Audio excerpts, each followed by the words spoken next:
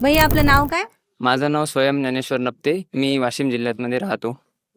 भैया आपलं? वेदांत अशोक बडे. मी परभणी जिल्ह्यामध्ये राहतो.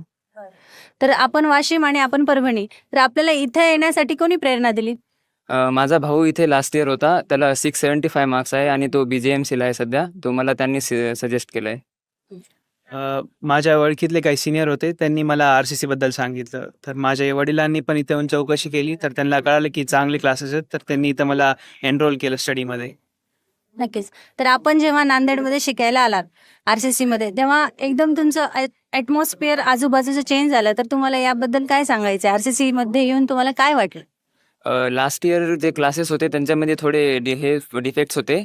यावर्षी थोडं इम्प्रूव्हमेंट झालं आहे क्लासेसमध्ये आणि मोस्ट ऑफ द टीचर्स आहे ना एकदम चांगले शिकवतात आणि पर्सनल डाऊट, सिली डाऊट्स असो, कसेही असो, डाऊट्स क्लिअरमध्ये काहीच हे नाही आहे, फॉल्ट नाही आहे. टीचर्स बेस्ट आहे RCCचे.